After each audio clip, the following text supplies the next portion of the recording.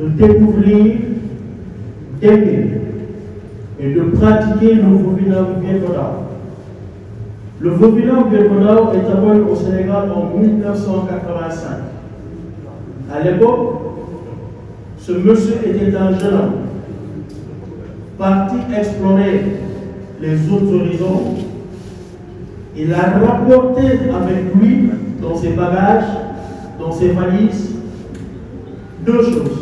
La première, on avait l'habitude de voir au Sénégal des kimonos blancs, du karaté, du judo, de l'aïkido, du taekwondo et le foufou noir du kung fu. Et on n'avait pas l'habitude de voir un foufou bleu. Ce que je vais vous dire va vous faire rire, et ce monsieur en est témoin. Les gens disaient, lorsqu'il a porté pour la première fois son foufou bleu, les gens disaient, c'est un pyjama que tu as porté. Parce que les gens ne connaissaient pas en fait le foufou bleu. Les gens ne connaissaient pas un maître qui avait la ceinture jaune avec deux barrettes. Les gens ne le connaissaient pas. Alors beaucoup de personnes se mettaient à habiter. Qu'est-ce qu'il a? Il a porté un pyjama. Or, ce pyjama va révolutionner, va ouvrir les yeux à beaucoup de jeunes Sénégalais et à former beaucoup de cadres sénégalais qui aujourd'hui, ces derniers excellent dans le gouvernement et excellent dans l'administration sénégalaise. Ce monsieur a beaucoup fait. Il a beaucoup donné. Son temps, son argent, le physique, le moral, pour faire propager et faire découvrir, faire aimer le Vovinam Vietnam. Un homme très modeste, un homme ouvert d'esprit, un homme que tout le monde considère comme un père, un sage. Aujourd'hui, dans l'histoire du Sénégal, dans le domaine des arts martiaux, on ne peut pas parler de tous les maîtres sans citer son nom. Et je vous demande à tous de lui faire un step ovation, parce que c'est lui qui nous a donné l'amour du Vovinam Vietnam, qui aujourd'hui, le Vovinam Vietnam a eu beaucoup de champions d'Afrique, beaucoup de champions du Sénégal, beaucoup de champions du monde. Et j'ai l'immense honneur de présenter Maître Abdoulaye Sène, qui est le président du CNG du Vovinam Vietnam Sénégal. Sous vos applaudissements, s'il vous plaît. Parce que ce monsieur, il a vraiment beaucoup. Aujourd'hui, le monsieur Abdoulaye Sène mériterait très prochainement. Et c'est un appel que je fais au président de la République de l'élever au grade de chevalier de l'ordre national parce qu'il le mérite.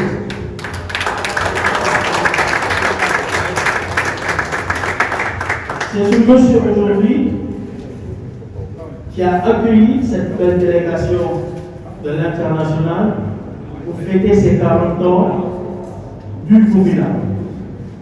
La première génération qu'il a formée, ils seront là tout à l'heure, ils seront là lors de la cérémonie officielle au stade de Marie-Pierre, ainsi que la toute dernière génération qu'il a formée. Aujourd'hui, chez nous, nous disons que quand quelqu'un te donne quelque chose, il faut vraiment la polir cette chose. Mais la personne qui te l'a donnée, il faut la hisser au plus haut sommet pour que les gens puissent vraiment connaître et découvrir ce dernier. Et c'est le maître de la sécurité de la donne. Moi, personnellement, c'est un grand honneur pour moi de devoir prendre la parole au nom du grand maître, père fondateur, Vovinam Vietnam au Sénégal. C'est un grand honneur pour moi. Je vais essayer de m'exprimer, d'exprimer sa pensée, d'exprimer aussi sa vision. Chère délégation de la Fédération mondiale du Vovinam, cher président de la Confédération africaine du Vovinam, très chère délégation des fédérations des pays amis, très chers membres du comité d'organisation, très chers journalistes, mesdames et messieurs, distingués invités, chers membres de la presse, au nom du comité national de gestion du Covenant Bien Kodao, je souhaite la bienvenue à cette conférence de presse qui marque le moment fort de notre histoire collective, la commémoration des 40 années de présence du Covenant Bien Kodao au Sénégal. 40 ans. Ce n'est pas simplement un chiffre, c'est une mémoire vivante. C'est l'empreinte d'un engagement profond, d'un parcours forgé dans la constance, l'intégrité et le service à la communauté. Covenant Bien Kodao, ce nom qui continue à résonner avec force, incarne une vision, celle d'un dialogue profond entre les cultures, les savoirs et les valeurs humaines. Aujourd'hui, nous ne célébrons pas seulement le passé, nous saluons une œuvre qui a façonné des générations, ouvert des chemins et semé des graines de conscience dans notre société. Et nous renouvelons notre attachement à cet héritage qui ne cesse d'inspirer. Cette commémoration est aussi une promesse. Une promesse faite aux générations futures, celle de transmettre avec la même passion le flambeau que le Covenant Bien Kodao nous a confié. Celle de continuer à bâtir un avenir enraciné dans la mémoire, mais tourné résolument vers l'espérance. Je tiens à remercier solennellement et très sincèrement notre très grand maître, Andouenda, qui a beaucoup œuvré.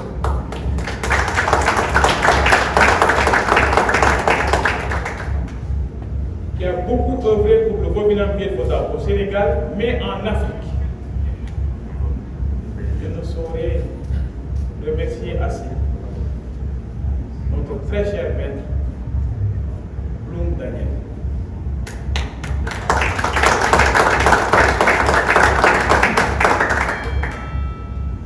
Qui s'est battu corps et âme pour implanter le Covenant Bien Kodao au Sénégal, en Afrique de l'Ouest, mais au Maghreb. Je remercie sincèrement la délégation vietnamienne qui n'a ménagé aucun effort pour être présent à cette commémoration. Je remercie sincèrement toutes les délégations et les délégations qui sont en route, qui arrivent. Le Mali, la Belgique, et j'en passe. Alors, je remercie aussi véritablement toute l'organisation qui a contribué à l'organisation de cet anniversaire. Votre engagement donne tout un sens à cette célébration. Ensemble, honorons ce legs. Portons-le au plus haut niveau. Vive le Covenant Bien Kodao, vive le Sénégal, vive le Vietnam, vive la société humaine. Merci. C'est pas la première fois que je viens au Sénégal. Ça fait peut-être l'énième fois et j'ai toujours trouvé l'accueil chaleureux, les sentiments exprimés et surtout le courage des Sénégalais envers le Covenant Bien Kodao et envers ma personne. Donc je profite de cette occasion pour au nom de Bobinam Biawadao mondial, de vous remercier. Je me nomme Khan Wendao, je suis président du Conseil mondial des maîtres de Bobinam Biawadao. Alors, il y avait 43, 44 ans, il était une fois. J'étais en Côte d'Ivoire, et puis j'étais aussi au Burkina Faso, et j'ai rencontré un jeune homme, il s'appelle Sen, il s'intéresse au Bobinam Biawadao, et il se met à travailler difficilement avec moi. Vous savez, à l'époque, on est un peu dur avec les jeunes. Et l'une des personnes qui j'arrivais à résister à l'entraînement intensif et qui j'arrivais à sortir du lot, eh ben c'était Sen Abdoulaye. Et puis, en 1985, je mets le pied pour la première fois en Sénégal. Et je me souviens à l'époque, Maître Sen est passé le niveau deuxième dan avec moi. À l'époque, nous sommes dans une fédération karaté, je crois, avec le président Maître Pardon Monsieur Rinsey. Et on a beaucoup des amitiés avec Maître, maintenant il est décédé. Et puis, à fur et à mesure avec le temps, Maître Sen qui s'impose comme le pionnier, celui qui a développé Bobinam Biawadao dans son pays. Mais on a mis beaucoup de valeur concernant développer Bobinam Biawadao en Sénégal, mais on a oublié que grâce à son rayonnement, il a aussi développé au Mali. Hein? Et maintenant, ça commande vers le Togo, vers le Niger, vers Mauritanie, etc. Et je suis toujours présent lors de Maître Sen m'a demandé de venir pour soutenir et de former les maîtres. La dernière fois que j'étais au Sénégal, c'est en 2018, pour faire une formation des maîtres. Nous avons formé à peu près une quinzaine de nouveaux maîtres. Voilà, grosso modo pour vous dire, non pas seulement au Sénégal, mais Maître Sen est une personne qui a été contribuée pour développer les Bobinam Biawadao en Afrique. Mais aussi, il était au Vietnam plusieurs fois. Il est voyagé, il s'entraînait, malgré les difficultés. Et puis, je tire au chapeau mon disciple, en 2022, sa vue n'est plus comme il était. Il est quand même passé lors de le 9e congrès de Bobinam Biawadao à Paris, lors de la 7e Coupe du Monde Bobinam Biawadao à Paris, et il a passé son grade, il a ramené une délégation et il a obtenu son grade de 7e dan. Félicitations, maître.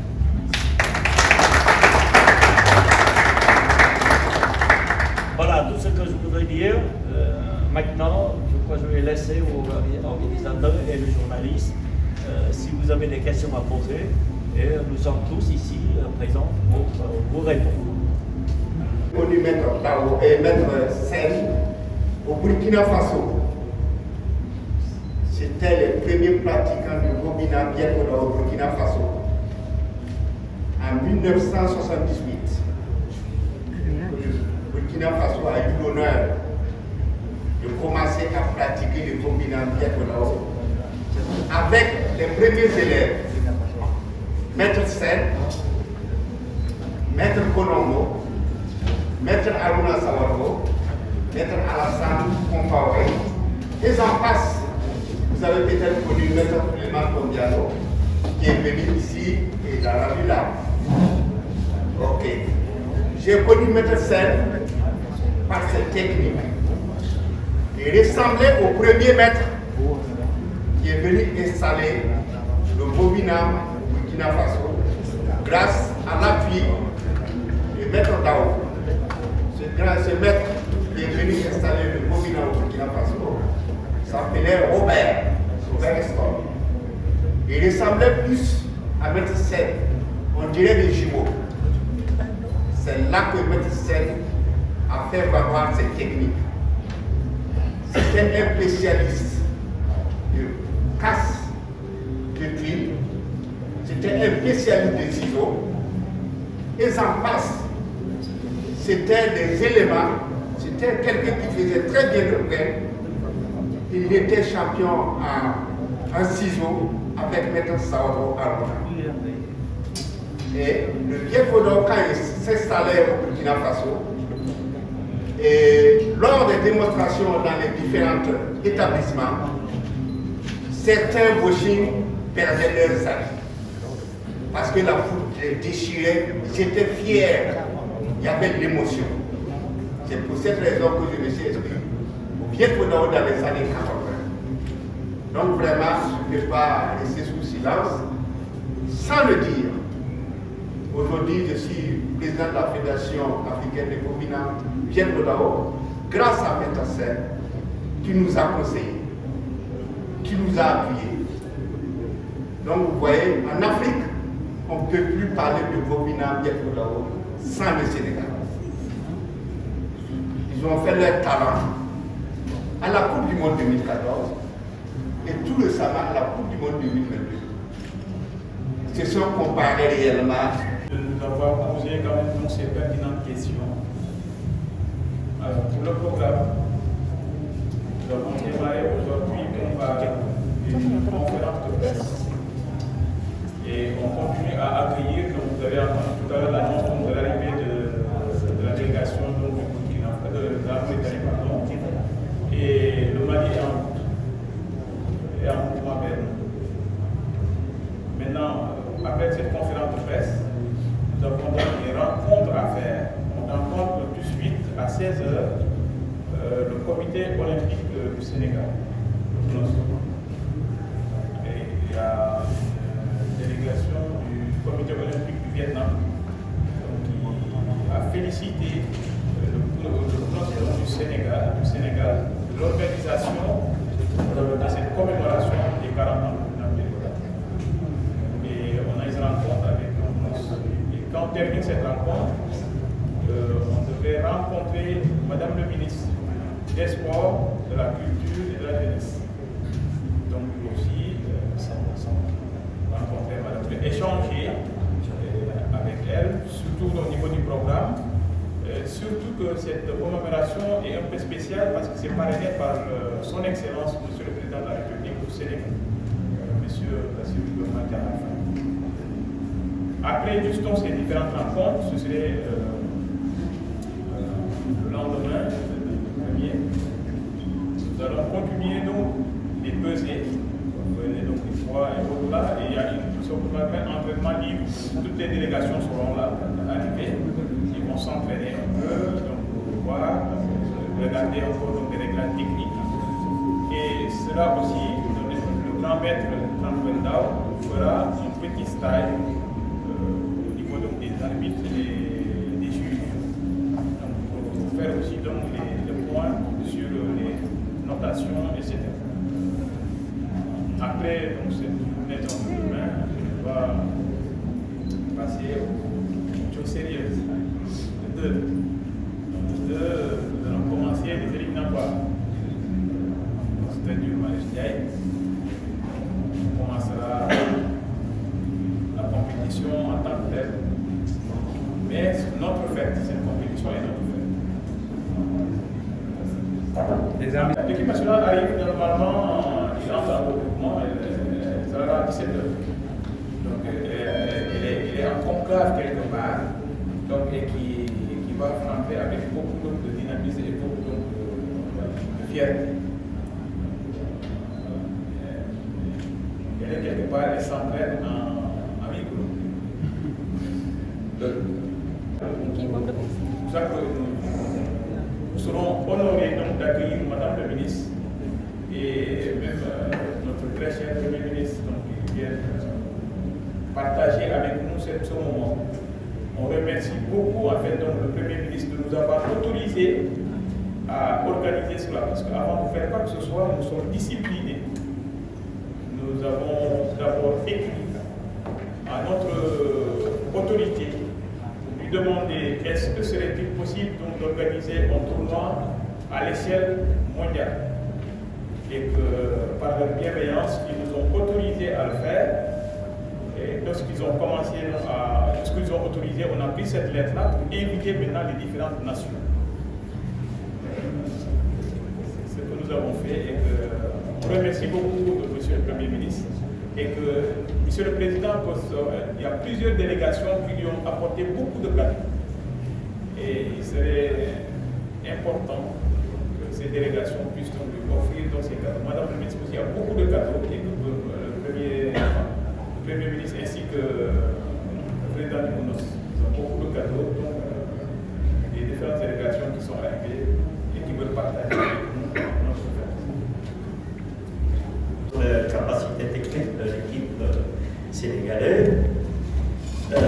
En principe, je ne dois pas exprimer sur ce point parce que tous les pratiquants dans le monde, ce sont les mêmes pratiquants. Ce n'est pas un pays particulier. Mais je peux vous dire, selon l'expérience, puisque je voyageais pas mal dans tous les pays, eh bien en Afrique, il y a 3 pays qui sont très haut niveau mondial, hein, c'est pas seulement qu'en Afrique, donc Sénégal, Burkina Faso et Mali.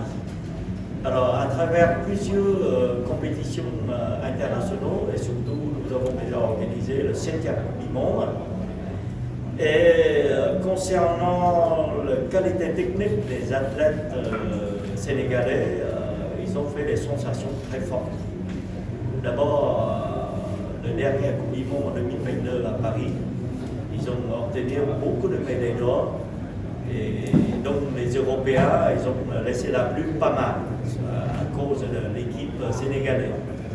Et puis le dernier Coupe d'Afrique organisé au Mali en 2023, si je ne me trompe pas. Les Maliens sont placés en tête, mais seulement quelques médailles de différence, c'est tout, en tant qu'organisateur. Donc je pense que cette fois-ci, les Sénégalais, certainement, ils ont 16 heures, avec la qualité technique qu'ils ont, certainement, ils vont faire des prestations que vous allez être fiers de vos compatriotes. Mais je vais mise en garde quand même l'équipe sénégalaise. Attention, il y a l'équipe de France sont là. Hein. Et il vient, il faut ne pas laisser le lion qui s'empare tous les médailles. Hein. Et les Vietnamiens aussi. Hein. Les Vietnamiens, ce sont des dragons hein, qui ne vont pas laisser le lion qui prend tout. Donc, vive le sport et bonne chance à tous les athlètes sénégalais. Merci.